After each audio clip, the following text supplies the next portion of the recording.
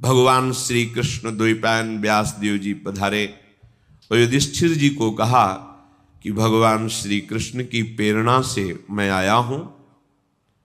भगवान ने आदेश किया है कि हम तुम्हें प्रति स्मृति नाम की विद्या दें।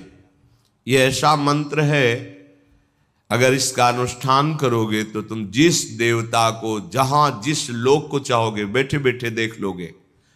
तुम्हारे अंदर दिव्य दृष्टि आ जाएगी और मन की गति के समान तुम वहां पहुंच जाओगे जहां संकल्प करोगे। और ये विद्या तुम अर्जुन को दीजिए। अर्जुन दिव्यास्त्र प्राप्त करे जिससे इस पृथ्वी में जो असुर स्वभाव के जन हैं उनका उद्धार हो सके। भगवान व्यास देव जी के द्वारा दी हुई प्रतिस्मृति विद्या जब अर्जुन को प्रदान करी, अर्जुन समस्त ब्रह्म ऋषियों की वंदना करके देवराज इंद्र की प्रसन्नता से ही दिव्यास्त्र प्राप्त होंगे ऐसी भावना से इंद्रकील पर्वत पर पहुंचे। वहां एक वृद्ध ब्रह्म ऋषि रूप में देवराज इंद्र ही बैठे थे। उनका तिष्ठ तिष्ठ, रुक जाओ, आगे मत जाओ, आगे अस्त्र शस्त्र ले जाने लायक देश नहीं है, यहां सब दिव्य सिद्धों का देश है। तुम अपना ये धनुष फेंक दो, ये तूणीर फेंक दो और सावधान होकर आगे जाओ। उन्होंने कहा नहीं, ये गांडीव धनुष परम पूजनीय परम पावन है, मैं इसे तो नहीं फेंक सकता हूं। अगर इसे तुम फेंक दोगे तो जिस लोक का सुख चाहोगे वो सुख हम प्रदान करेंगे। नहीं, मुझे कोई लोक का सुख नहीं चाहिए, मैं जिस हेतु से जा रहा हूं उसमें इस अस्त्र की आवश्यकता है। यहां एक संकेत मिलता है कि अगर आपने लक्ष्य बना लिया है उच्च कोटि का, भगवत प्राप्ति, भजन करना, धर्म से चलना, सत्य से चलना, तो आपकी परीक्षा होगी। उस मार्ग से हटाने के लिए प्रलोभन आएगा। आपको उस प्रलोभन में अपनी निष्ठा को नहीं छोड़ना है। अगर छोड़ दिया तो गए। भय भी आ सकता है, भयानक भय आ सकता है, पर अगर आप अपनी निष्ठा पे रहे तो भय केवल दिखावा होगा, आपको दुख नहीं दे सकता। प्रकट हो गए देवराज इंद्र और कहा मैं कोई ब्रह्म ऋषि नहीं हूं, मैं त्रिभुवनपति देवराज इंद्र हूं। तुम अपनी निष्ठा में अचल रहे, क्या चाहते हो? तो कहा मैं आपके द्वारा दिव्यास्त्र चाहता हूं। वो तो तभी प्राप्त हो सकते हैं जब देवाधिदेव भगवान शंकर का दिव्य अस्त्र तुम्हें प्राप्त हो, उनका साक्षात्कार हो, फिर हम समस्त लोकपाल अपने अपने दिव्यास्त्र आपको दे देंगे। अर्जुन ऐसा सुन ही रहे थे कि देवराज अंतर्धान हो गए। अब विचार किया कि मुझे प्रथम महादेव जी की आराधना करनी चाहिए। तपस्या के लिए दृढ़ निश्चय करके बड़ी उतावली के साथ चले और एक भयंकर कंटकाकीर्ण वन में पहुंचे, जहां समीप में सुंदर नदी प्रवाहित हो रही थी। हिमालय का शिखर है, पवित्र शीतल वायु चल रही है। उस स्थान के दर्शन करके मन में निश्चय हुआ कि यहीं भगवान शंकर की आराधना करेंगे। महातेजस्वी दृढ़ संकल्प वाले अर्जुन ने उस प्रदेश में तपस्या में संलग्न होने के लिए स्थान चयन किया और कुशा की लंगोटी लगाई। कुशा बहुत दुखद होता है, छू जाए तो त्वचा को चीर दे। लंगोटी लगाई और एक दंड समीप में रख लिया और अपने गांडीव धनुष और तूणीर को वृक्ष की डाल पे से टांग दिया और हाथ जोड़कर भगवान शंकर की स्तुति करके निरंतर भजन में लग गए। 1 मास तक 3 दिन 3 रात कुछ नहीं खाना, उसके बाद सूखा पत्ता लेकर के पाना। दूसरा मास 6 रात के बाद कोई फल ले लेना। तीसरा महीना 15 दिन 15 रात व्यतीत होने के बाद एक बार कुछ फल ले लेना। चौथे महीने में केवल जल पीकर रहना, फिर जल भी छोड़कर केवल वायु श्वास, बस निरंतर महादेव जी के चिंतन में निमग्न। दोनों भुजाएं उठाए हुए, कोई सहारा नहीं, पैर के अंगूठे के अग्रभाग पर खड़े होकर के भगवान शिव के मंत्र का जप करते हुए आकाश की तरफ दृष्टि रखे हुए एकाग्र चित्त से उपासना कर रहे हैं। तदनंतर अर्जुन की भयंकर तपस्या को देख करके वहां रहने वाले जितने ब्रह्म ऋषि थे सब भगवान पिनाक पाणी महादेव जी के समीप गए और महादेव जी को प्रणाम करके कहा, देवाधिदेव, अर्जुन आपके लिए महान तपस्या से युक्त होकर के उपासना कर रहे हैं। हिमालय के पृष्ठभाग में स्थित होकर ऐसी उग्र तपस्या कर रहे हैं कि यदि आपने उनको सांत्वना न दी जो वो चाहते हैं तो दिशाओं में आग पैदा हो जाएगी उनके तप से। हे देव देवेश्वर, हम लोग कुछ समझ नहीं पा रहे कि उनको कैसे शांत करें। वे अपनी तपस्या का संताप प्रकट कर रहे हैं। हम महर्षि जन चिंतित हैं कि यदि वो ऐसी तपस्या में रहे तो आग पैदा हो जाएगी। जैसे ध्रुव जी ने अपनी प्राणवायु बंद कर ली तो त्रिभुवन की प्राणवायु बंद हो गई, तत्काल भगवान को आना पड़ा। पवित्र चित्त वाले इन महर्षियों की जो सदा सबको सुख देने में तत्पर रहते हैं, उनकी बात सुनकर भगवान देवाधिदेव महादेव ने कहा, महर्षियों, मुझे पता है, तुम विषाद मत करो। अर्जुन की तपस्या किसी को कष्ट देने के लिए नहीं है। अर्जुन के मन में जो संकल्प है वो मैं जान रहा हूं। वो किसी लोकांतर के भोग की इच्छा से तपस्या नहीं कर रहे हैं। उन्हें जो पाना है वो मैं प्रदान करूंगा। तुम सब शांत चित्त होकर अपने अपने भजन में लगो जाकर। भगवान शंकर का ये वचन सुनकर जितने ब्रह्मर्षि आए हुए थे सब प्रणाम करके अपनी अपनी कुटिया को गए। उन महात्माओं के चले जाने के बाद सर्व पापहारी पिनाक पाणी देवाधिदेव भगवान शंकर किरात वेश धारण किया। दिव्य कांति धनुष बाण धारण किए हुए, मृग चर्म धारण किए हुए, और भगवती उमा भी उसी भेष में साथ में, और साथ में उमा के साथ बहुत सी देवियां और महादेव जी के साथ उनके गण, पर सब किरात वेश में।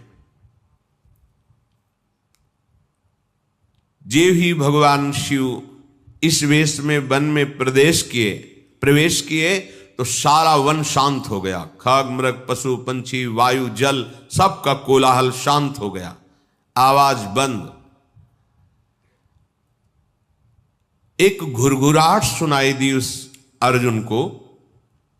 आकाश दृष्टि करके मंत्र जप कर रहे थे, दृष्टि घुमाई तो देखा है कोई विशाल सुअर उनको मारने के लिए तीव्र गति से आ रहा है। तत्काल अर्जुन ने अपने गांडीव धनुष को उठाया और प्रत्यंचा चढ़ाकर टंकार की, जिसकी ध्वनि उस शांत वन में गूंज गई। अर्जुन ने कहा, ऐ शुकर, मैं तपस्या में लगा हूं, किसी को कष्ट नहीं दे रहा हूं, फिर भी मुझे मारना पड़ेगा, क्योंकि तो बिना अपराध के मुझे मारने के लिए आ रहा है। सुदृढ़ धनुष वाले अर्जुन को प्रहार के लिए उद्यत देखकर किरात रूपधारी भगवान शिव ने सहसा रोका। ऐ वीर, इस शूकर को मैंने पहले शिकार रूप में निश्चित कर लिया है, तुम अपना बाण मत चला देना। परंतु अर्जुन ने किरात के वचन की अवहेलना करके तत्काल भयंकर बाण के द्वारा उस शूकर को बेध दिया। जैसे अर्जुन का बाण वैसे ही किरात वेशधारी भगवान शिव का बाण भी उसी जगह लगा।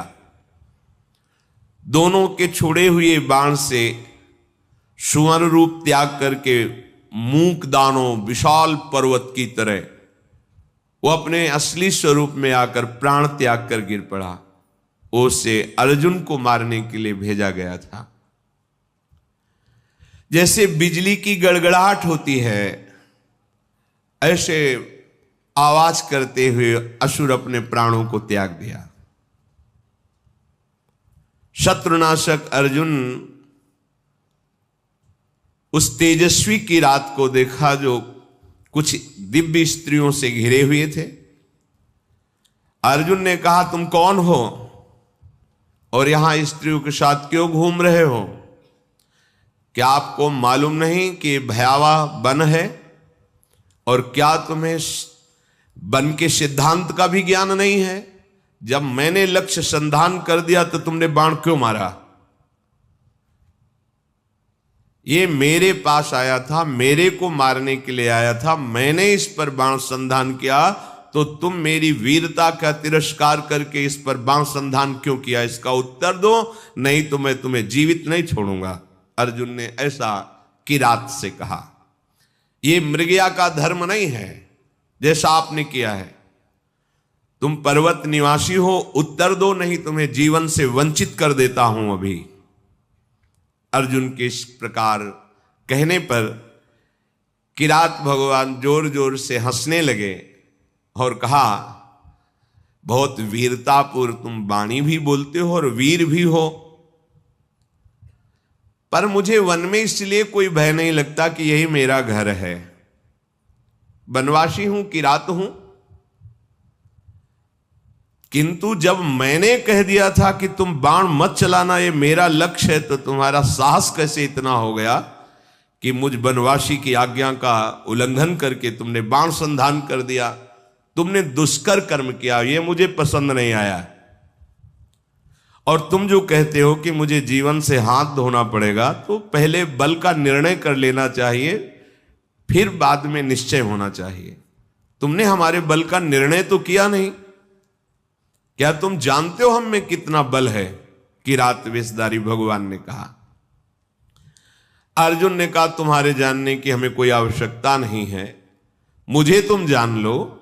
मेरा नाम अर्जुन है, मैं गांडीव धनुष को धारण करता हूं, और जब गांडीव मेरे हाथ में हो तो त्रिभुवन में कोई ऐसा नहीं जो मुझे परास्त कर सके। ये हिंसक रूप धारण करके दैत्य मुझे मारने आया था, मैंने इसे मार गिराया, अपराध आपका है। आपने मेरे लक्ष्य पर बाण क्यों मारा? किरात वेशधारी भगवान बोले, मैंने पहले रोका था और बाण संधान करके मैंने मारा है, और तुम मेरे सामने वीरता की बात करो, इसलिए लगता है कि मुझे तुम्हें दंड देना पड़ेगा। अर्जुन ने कहा, ऐसा कौन है त्रिभुवन में जो मुझे दंड दे? हमें लगता है कि तुम्हें प्राणों से कोई प्यार नहीं है, तुम्हें प्राणों से हाथ धोना पड़ेगा। भगवान ने कहा, तुम्हें बल का घमंड है क्या? तुम दूसरों को निर्बल समझते हो क्या? हमें लगता है तुम्हें शक्ति का और बल का गर्व है। तो धैर्यपूर्वक हमारे सामने तुम अपना बल प्रदर्शन करो, मैं खड़ा हूं। पर जब मैं बाण छोड़ूंगा तो तुम खड़े नहीं रहोगे। किरात की ये बात सुनकर अर्जुन को बड़ा क्रोध है कि एक वनवासी किरात हमको ललकार रहा है। तत्काल भगवान शिव का ध्यान करके बाणों का संधान प्रारंभ किया। जितने भी बाण जा रहे हैं उस कोई घाव नहीं पैदा करे, सब लीन होते जा रहे हैं। और बार बार किरात कह रहे, और संधान कर। अर्जुन को समझ में नहीं आ रहा कि आज तक तो ऐसा नहीं हुआ। बाण गया, अक्षय तूणीर है, बाण गया, लक्ष्य वेदा तूणीर पे आ गया है। ये तो लीलता जा रहा है। बाण जहां जा वो अंतर्ध्यान उन्हीं के शरीर में होता जा रहा है। अर्जुन ने बाणों की वर्षा, झड़ी लगा दी। भगवान जो किरात वेश में कोई चेष्टा नहीं कर रहे, जहां बाण जाता है वहीं समा जाता है, अंतर्धान हो जाता है। 48 मिनट तक बाणों की झड़ी लगाते रहे, कोई खरोच भी नहीं और एक भी बाण वापस नहीं हुआ। सारी बाण वर्षा व्यर्थ देखकर अर्जुन को बड़ा आश्चर्य हुआ और कहने लगे, धन्य है किरात, धन्य है। वास्तविक मैंने ऐसा वीर नहीं देखा तुम्हारे जैसा। हिमालय शिखर के समान तुम निश्चल खड़े हो और महाप्रचंड गांडीव धनुष से छूटे हुए बाण तुम्हें तनिक व्याकुल नहीं कर पाए। शास्त्रों बाण संधान किया पर तुम्हें खरोच नहीं हुई। एकमात्र मेरे आराध्य देव भगवान पिनाक पाणी शिव के सिवा कोई दूसरा ऐसा नहीं हो सकता कि जो हमारे गांडीव धनुष की चोट सह जाए बाणों की। और यदि तुम रुद्रदेव से भिन्न हो तो अब मैं जितने मंत्र जानता हूं, अस्त्र जानता हूं, सबका प्रयोग करके तुम्हें नष्ट कर दूंगा। अर्जुन ने जैसे आग्नेय अस्त्र मिले हुए थे, उन सब अस्त्रों का प्रयोग भगवान शिव पे किया। सैकड़ों दिव्य अस्त्रों का प्रयोग किया, पर सब अंतर्धान जा करके शांत हो जाते। भगवान किरात वेशधारी हंसते हुए बोले, और करो, और बाणों का संधान करो।